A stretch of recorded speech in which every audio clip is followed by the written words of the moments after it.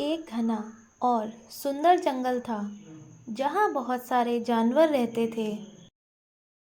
जंगल में नदी के किनारे एक बड़ा और घना जामुन का पेड़ था। उस पेड़ पर एक चालाक और हंसमुख बंदर रहता था जो रोजाना मीठे जामुन खाकर अपनी भूख मिटाता था। एक दिन बंदर ने नदी के पानी में एक भूखे मगरमच्छ को तैरते हुए देखा। मगरमच्छ थका और उदास दिखाई दे रहा था। बंदर ने पूछा, तुम इतने उदास क्यों हो मित्र? मगरमच्छ ने धीरे से कहा, मैं कई दिनों से भूखा हूँ। मुझे खाने के लिए कुछ भी नहीं मिल पा रहा है। बंदर को मगरमच्छ पर दया आ गई।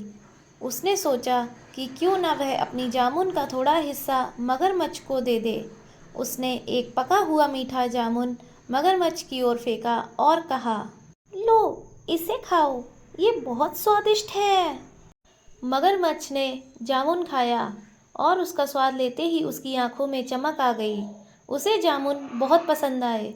अगले दिन फिर से मगरमच्छ जामुन के लिए नदी के किनारे आया और बंदर ने उसे फिर से जामुन खिलाया। धीरे धीरे दोनों में गहरी दोस्ती हो गई। हर दिन मगरमच्छ नदी के किनारे आता और बंदर उसे जामुन खिलाता। कुछ समय बाद मगरमच्छ ने अपनी पत्नी को जामुन का स्वाद चखाया। पत्नी ने जामुन का स्वाद लिया और लालच में आकर बोली, अगर जामुन इतने मीठे हैं तो सोचो कि बंदर का दिल कितना मीठा होगा जिसने ये जामुन खाए हैं। मुझे वह बंदर का दिल चाहिए। मगरमच्छ ने पहले तो मना किया, लेकिन पत्नी के जोर देने पर आखिरकार वह मान गया। उसने योजना बनाई कि वह चालाकी से बंदर को अपने घर ले जाएगा और फिर उसकी पत्नी का कहा पूरा करेगा।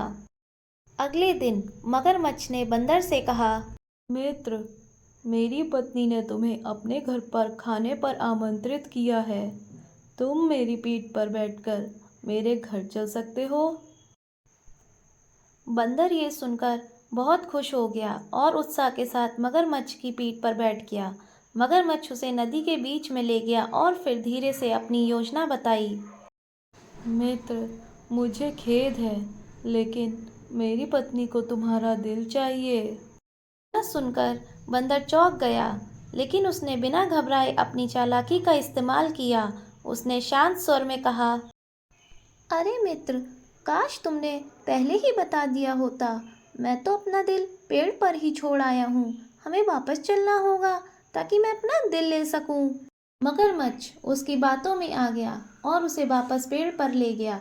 जैसे ही पेड़ करीब आया, बंदर फुर्ती से छलांग लगाकर पेड़ पर चढ़ गया और सुरक्षित हो गया। उसने मगरमच्छ को डांटते हुए कहा, मूर्ख, दिल तो शरीर के अंदर होता है, पेड़ पर नहीं। तुमने मेरी दोस्ती का गलत फायदा उठाने की कोशिश की। अब जाओ और अपनी पत्नी को बता दो कि एक सच्चा मित्र धोखा नहीं देता। मगरमच्छ को अपनी गलती का एहसास हुआ, लेकिन अब बहुत देर हो चुकी थी। वह शर्मिंदा होकर नदी में लौट गया। कहानी की सीख, सच्ची दोस्ती में धोखा नहीं होना चाहिए। विश्वास की नींव पर ही दोस्ती टिकती है। Thanks for watching. Subscribe to Duba Tuba.